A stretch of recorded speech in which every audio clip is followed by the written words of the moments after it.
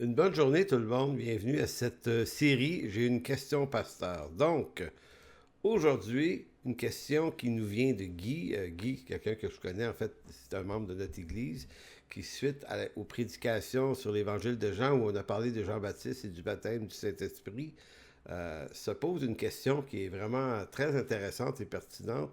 Donc la voici.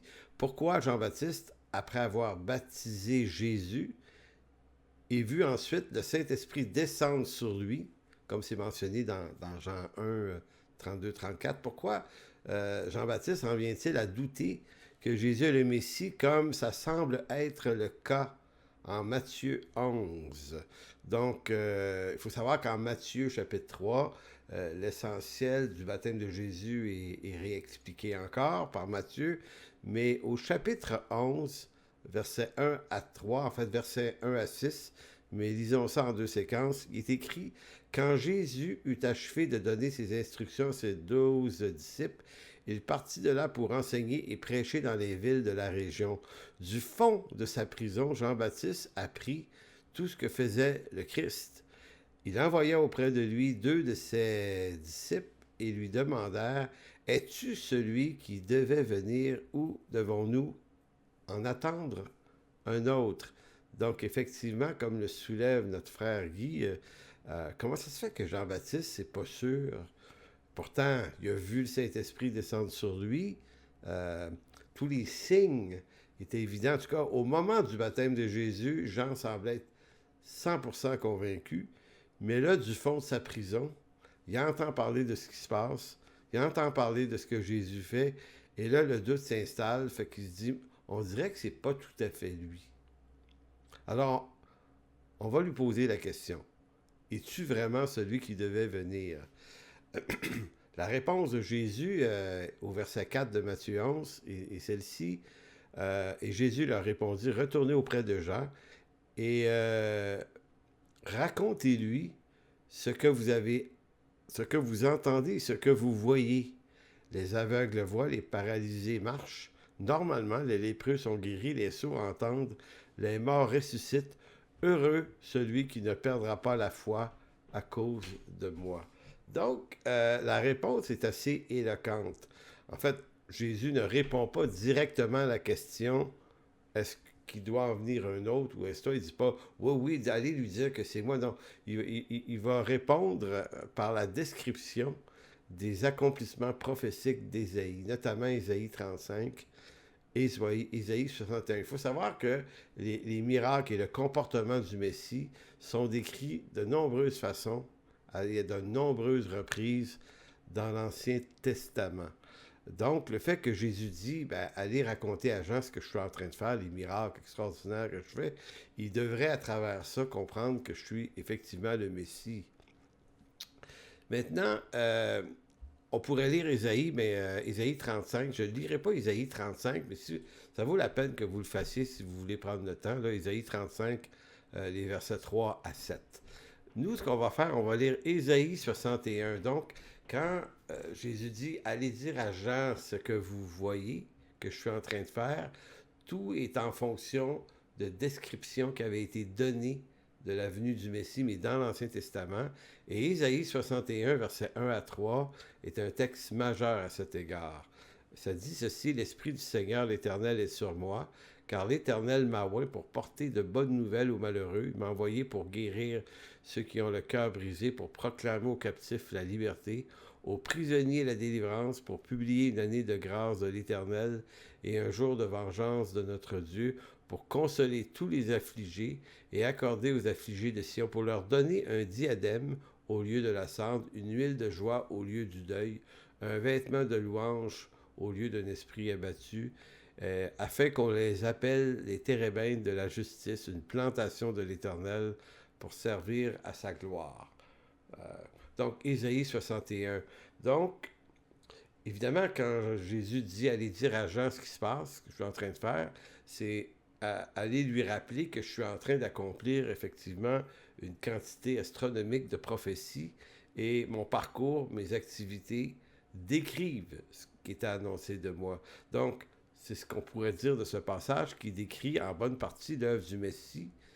Et Jésus lui-même va s'approprier ce texte d'Ésaïe.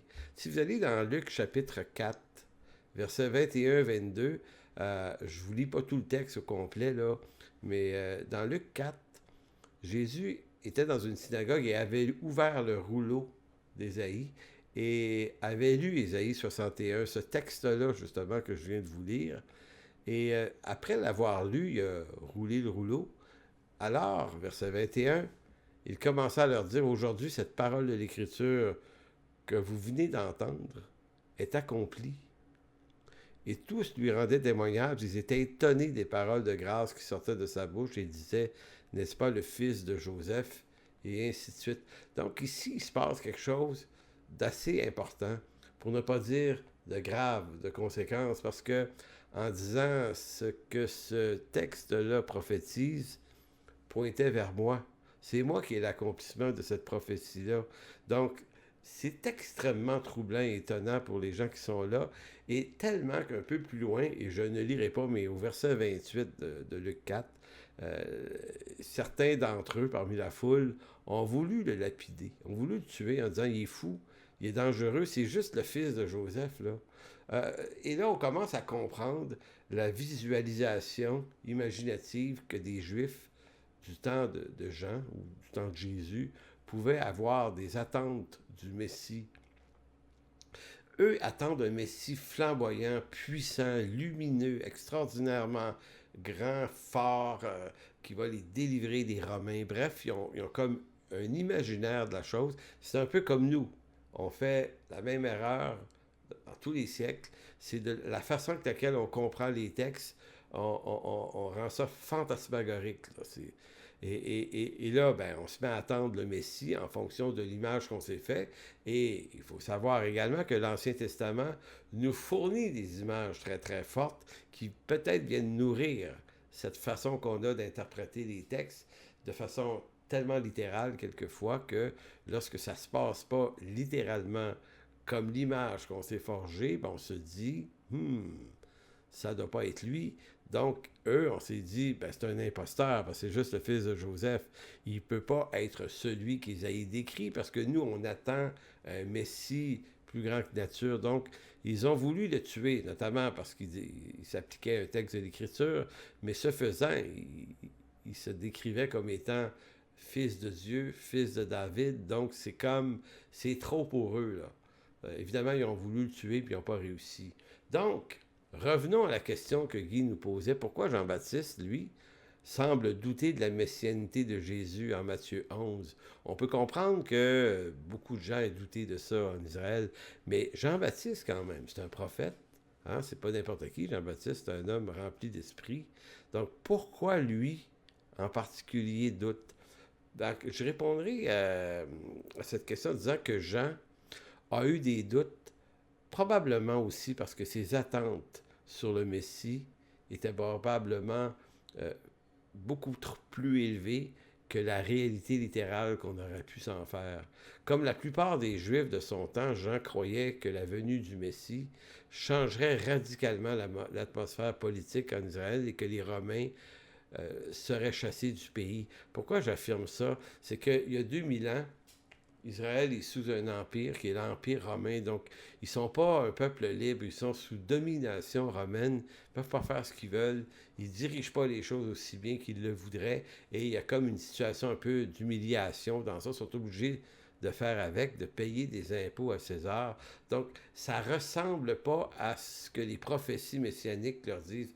Donc, on comprend que l'instruction dans les synagogues qui était généralement dispensée, c'était celui que quand le Messie va venir, il va nous régler le problème. Les Romains, là, vont foutre le camp, là, puis on va devenir une puissance dominante parce que, et là, j'ai choisi de ne pas lire tous ces textes-là, mais beaucoup de textes situent Israël et le fils de David, le Messie, comme étant le moment où s'installerait en Israël une domination politique à échelle mondiale. Voyez-vous? Mais là, c'est pas ce qui se passe. Jésus est un juif en apparence assez ordinaire, fils de Marie, fils de Joseph, un juif comme tous les autres. Il ne rayonne pas particulièrement comme s'il y avait un corps lumineux. Il est vraiment un homme parmi les hommes. Et ça vient défaire le fantasme. Donc le problème vient de ce que les Juifs interprétaient les prophéties messianiques de manière tellement littérale et qu'ainsi l'arrivée du Messie euh, devait tout changer, mais c'est pas ce qui s'est passé. Et c'est pas ce qui se passait. Alors Jean-Baptiste ne peut faire autrement, lui, que de demander à Jésus si c'est vraiment lui. Là, on la comprend, sa question. Autrement dit, puisque Jésus ne manifeste pas une toute-puissance messianique attendue selon la fantasmagorie du temps, ben c'est peut-être que c'est pas lui. Peut-être qu'on doit en attendre un autre. Et même aujourd'hui, dans l'Église, on se dit, bon, puisque tous les miracles et la littéralité de toutes les prophéties, notamment pour Israël, ne s'est pas vraiment accomplie de 2000 ans, ben, nous, on ne dit pas on en attend un autre. On s'attend à ce qu'il revienne, passer un autre bout de temps sur la terre, pour rendre ça flamboyant à la mesure des images littérales qu'on veut bien avoir des prophéties. On est un peu, en tout cas pour beaucoup, dans le même piège.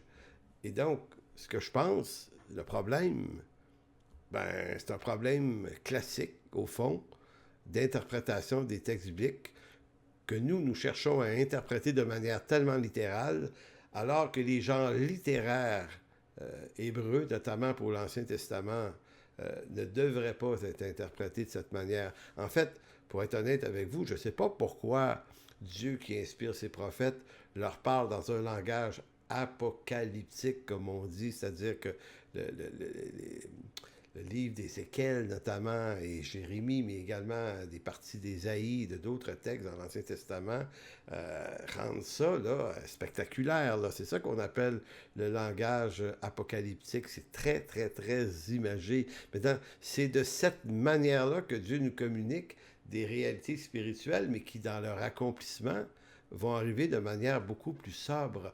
Donc, c'est pas l'Écriture qui fait une erreur, c'est nous qui faisons souvent une erreur d'interprétation. Maintenant, la question, c'est, on n'a pas à remettre à plus tard, à un autre moment, un retour du Seigneur pour réaccomplir sur la terre des choses qu'on n'a pas trouvées assez complètes ou spectaculaires, parce que Jésus a lui-même affirmé en Jean 19:30, tout est accompli. Lorsqu'il est sur la croix, il prend le vinaigre, là, après ça, il va dire, tout est accompli, puis après ça, il meurt.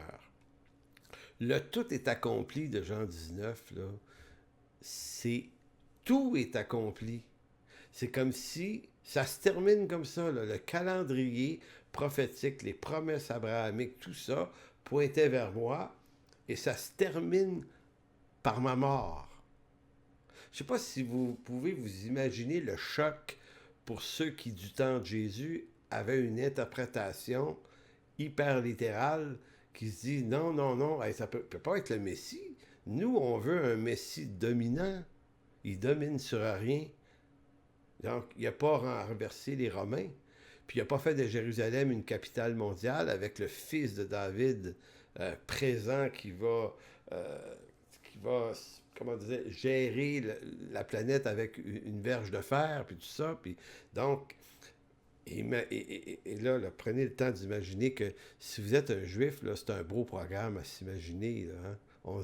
Comme nous, les chrétiens, là, certains chrétiens pensent que le christianisme devrait en venir à dominer socialement et politiquement la terre entière. Donc, quel beau fantasme de dire hey, un jour, on va être triomphant, on va être dans la gang des gagnants, des winners, ce ne sera pas des losers. T'sais. Et pour les Juifs, c'est encore plus difficile. Imaginons-les sous un empire romain quand même assez dur avec eux. Écoutez, rêver de la liberté, là, c'est extraordinaire ce que ça peut créer comme impression. Donc, eux autres attendent ça. Donc, un Jésus, Messie, crucifié, bien qu'ils ont vu ces miracles, en ont été témoins, ils ont quand même vu des choses, ils se sont dit, wow! Tu sais, Nicodème, en Jean 3, va dire, hey, Rabbi, personne ne peut faire les miracles que tu fais à moins qu'ils soient envoyés de Dieu. Donc, ça devait être difficile à réfléchir, cette affaire-là, mais c'était un problème d'interprétation. En fait, quand Jésus va mourir sur la croix, tout est accompli. C'est comme ça que ça se termine. La fin des temps a commencé là. Maintenant, on est dans un temps qui s'allonge jusqu'à son dernier retour, parce que tout est accompli. Il n'y a pas une partie de la job qui lui reste à faire, comme s'il ne l'avait pas fini la première fois. L'Écriture ne le dit pas. Je sais qu'on peut faire dire ça à l'Écriture, mais Jésus ne le dit pas. C'est tout accompli. Si les prophéties messianiques de l'Ancien Testament annonçaient que le fils de David devait régner et avoir tous les pouvoirs sur la terre et les cieux, eh bien, cela est aussi entièrement accompli. Là, vous allez dire, ah ouais, ben non, ça paraît pas. On a l'impression d'être dominé par des systèmes, des régimes politiques corrompus, quel que soit le pays. D'ailleurs, c'est comme ça partout, à géométrie variable. Donc, comment tu fais pour dire que le fils de David est effectivement Jésus et qu'il règne déjà sur la terre? Bien, on va commencer par réfléchir à la manière de Dieu et non pas à la nôtre. Et pour ça, on va aller dans l'Écriture encore, Matthieu 28, 18, 20, que je lis très, très souvent, mais qui le dit de façon évidente, même si l'évidence peut-être nous échappe. Après la résurrection de Jésus, Matthieu 28, 18, il va dire, Jésus s'est approché, leur parlant ainsi, tout pouvoir, l'autorité m'a été donnée dans le ciel et sur la terre. Écoutez, réalisez-vous qu'il est en train de dire tout ce qui est annoncé sur la domination du Messie, là, c'est fait. Nous, on attend un roi sur un trône qui abaisse, qui domine tout sur ses sujets, sur les nations du monde au complet, puis on imagine les nations dans leur état actuel amener leur louange ou leur adoration à Jérusalem, en Israël. C'est comme ça qu'on pourrait le décrire, c'est comme ça que beaucoup le décrivent. Mais c'est comme si Jésus dit, les gars, c'est moins spectaculaire que vous attendiez, mais ça s'est réellement produit. Maintenant, toutes les nations, et là, vous le voyez, je relis verset 18, Jésus s'étant approché, en parlant ainsi, tout pouvoir m'a été donné dans le ciel et sur la terre. Allez et faites de toutes les nations des disciples, les baptisant au nom du Père et du Saint-Esprit. Enseignez-leur à observer tout ce que je vous ai prescrit. Et voici, je suis avec vous tous les jours jusqu'à la fin du monde. En d'autres mots, il vient de finir toute l'affaire au complet. C'est fait, c'est comme ça, puis c'est comme ça jusqu'à ce que je revienne à la fin du monde. Et les nations sont incluses au verset 19. C'est toutes les nations, donc toutes les nations, comme les prophéties disaient, sont invitées à adorer le Fils de David qui est Jésus, mais c'est à travers l'Église que la chose se passe. Je sais qu'on aurait envie de le voir autrement, de voir deux peuples de Dieu, mais en réalité, l'apôtre Paul va confirmer dans ses lettres la même idée, hein? Éphésiens 2, des deux, juifs et grecs, juifs et païens, il s'est fait un seul peuple. Hein? Il a abattu les murs de séparation qui les séparaient pour faire un seul peuple en lui. Donc les prophètes qui annonçaient que le Messie aurait les pleins pouvoirs sur la terre entière et sur les nations, se trouve être, selon Jésus lui-même, déjà accompli, puisqu'il dit « Tout pouvoir m'a été donné ». Donc, en conclusion, évidemment, Jean-Baptiste, comme les Juifs de son temps, attendait un Messie triomphant, flamboyant et spectaculaire. L'idée que les enjeux prophétiques passent plutôt par un Messie souffrant à la Ésaïe 53, c'était moins populaire, peut-être. Moins intéressant qu'un Messie vainqueur à la manière des imageries pittoresques qu'une interprétation littérale peut nous donner. Mais voyez-vous, c'est pas parce que ça s'est pas passé de manière aussi spectaculaire qu'on le voudrait que ça ne s'est pas nécessairement passé pour de vrai. Donc aujourd'hui, là, il reste peu de temps.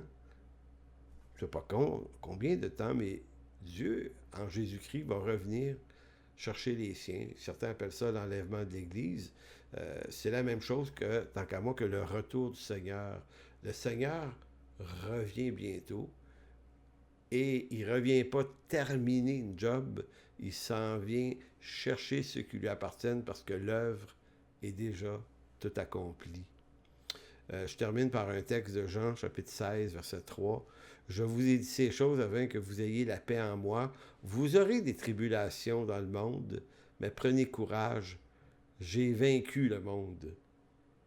Donc, le monde, pour Dieu, n'est pas à vaincre éventuellement. Il est déjà vaincu en Jésus-Christ.